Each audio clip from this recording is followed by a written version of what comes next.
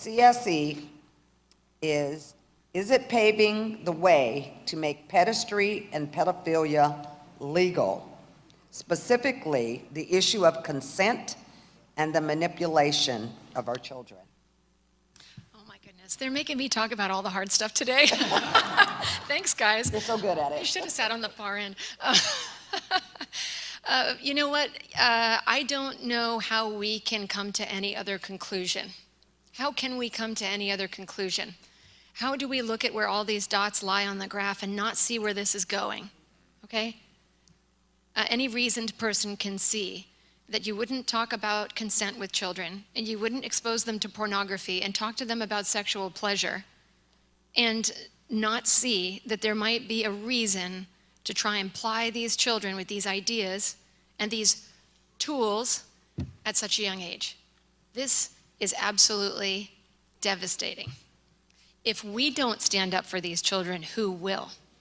There is already a level of apathy among the age group of parents who have children in school now. If you look at the demographics of this audience, tell me how many of us are, do we have a majority of parents of school-age children? You know, typically at these conferences, we'd love to see more. We would love to see more. I'm beginning to think that many parents of school-age children may already be soft on these ideas and may think that we're just trying to be discriminating. And I think it's really important to know that there are school districts who have absolutely used history as a means to show images from cave drawings and artwork that's been put onto vases in ancient cultures, which show images of man-boy sex, which is pederasty.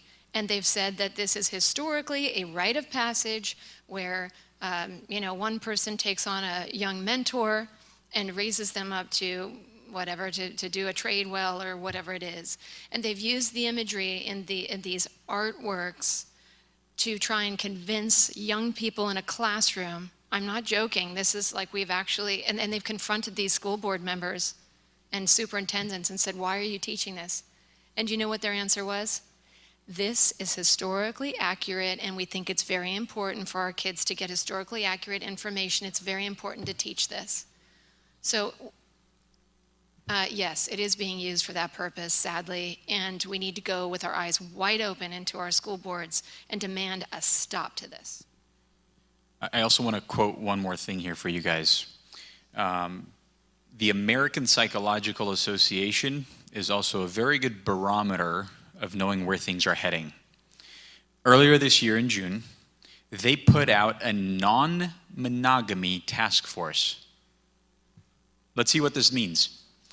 The APA Division 44 Consensual Non-Monogamy Task Force promotes awareness and inclusivity. You see, they're using the same terminology, awareness, inclusivity, about consensual non-monogamy and diverse expressions of intimate relationships. These include, but are not limited to, people who practice polyamory, open relationships, swinging, relationship anarchy, and other types of ethical non-monogamous relationships.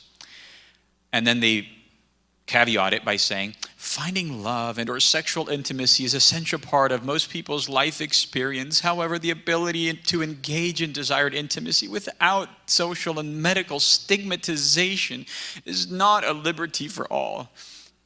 Sorry for dramatizing this. This task force seeks to address the needs of people who practice consensual non-monogamy, including their intersecting marginalized identities. This is what we're up against. This is where it's heading. We all need to stand up. Stand up. And for men in this room, for fathers in this room, a war has been declared on your children.